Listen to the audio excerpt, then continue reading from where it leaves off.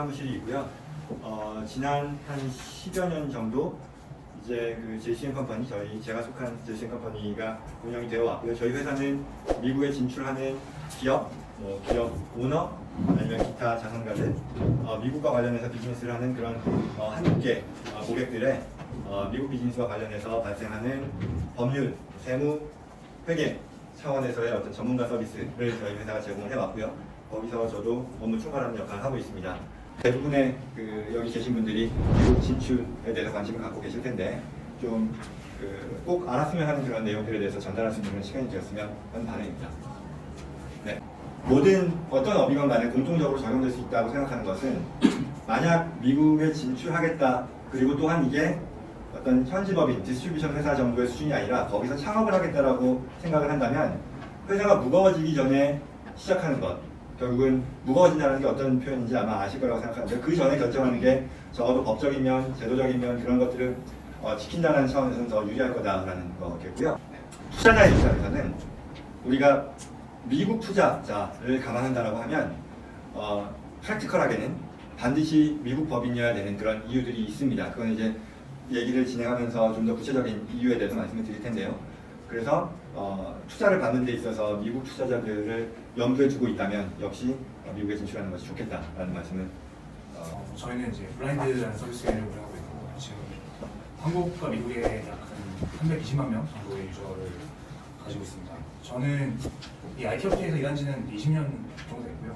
사실 이제 미국에서 경험이 이제 아예 전혀 없는 상태로 미국에서 사업을 시작했던 케이스인데 저희한테 투자한 미국 투자사 입장에서 보자면은 기본적으로 미국 시장에서 뭔가를 한다고 했을 때 미국의 법인이 없는 상태에서 미국 시장을 우리가 미국을 잘 모르는 미국 입장에서 외국인들이 와서 뭔가 사업을 한다고 했을 때 미국 법인도 없다라고 하면은 대부분은 이 사람은 이 팀은 미국에서 진지하게 사업을 할 생각이 없구나라고 판단을 할 것 같거든요.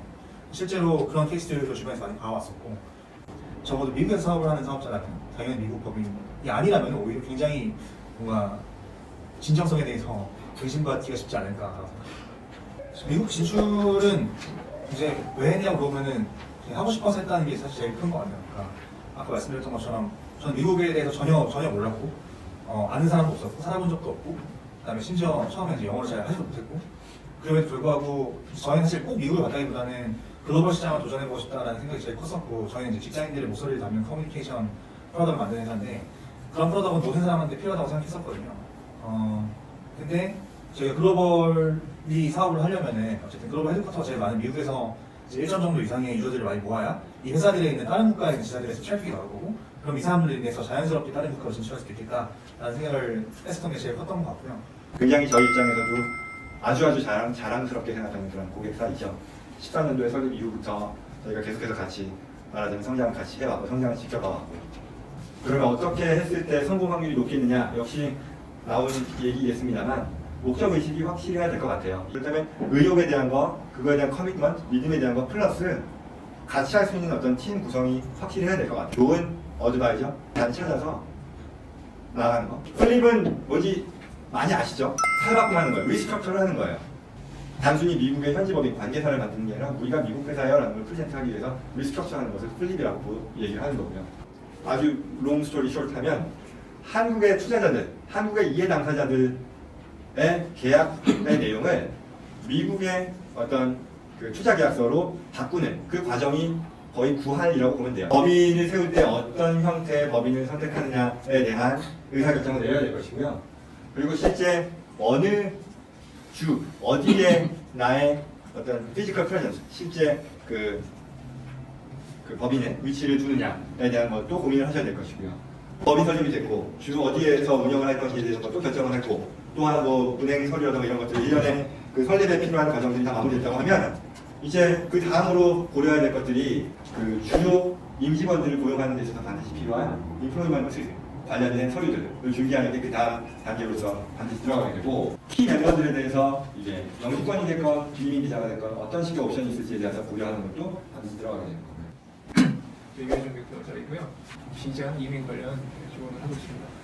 여러 가지 이제 미국에서 사업을 시작하고 이제 성장시킬 때 당연히 고려사항이 많고 어려우신 점도 많겠지만 비자는 일단 그야말로 다른 거랑 약간 지금 여러 가지 말씀해 주제랑 약간 성격이 다른 것이 안 되면 아주 끝날 수도 있는 거고요. 비자가 안 돼서 수백만 불, 때로는 수천만 불의 투자금을 미국에 보냈는데도 비자 문제 때문에 사업이 다 종료되고 저는 종종 봅니다. 그래서 어떻게 보면 이거 하나 때문에 비자가 나온다고 사업이 성공하는 건 아니지만 비자가 안 되면 사업이 다 이것 때문에 다 모든 게 무거움이 될 수도 있습니다. 근데 그만큼 중요한 문제가 될 수 있고요. 보통 이제 스타트업을 많이 하실 때 고려하시는 E 타입 비자하고 L 타입 비자 둘 다 비이민 비자입니다. 중점으로 말씀을 드리고요. L 비자는 어떤 나라든지 됩니다. 근데 E1, E2는 제가 조약에 의해서 발생한 비자라고 했기 때문에 미국하고 조약이 성립되어 있지 않는 국가는 안 됩니다. 대표적으로 중국은 안 됩니다. E1하고 E2가 있습니다. 둘 다 미국하고 우리나라를 대한민국을 포함한 그 여러 국가들이 조약에 의해서 발생한 비자 타입이건 E1이 무역을 중심으로 한 비자, 그리고 E2는 이제 투자 비자, 보통 이렇게 나눠집니다.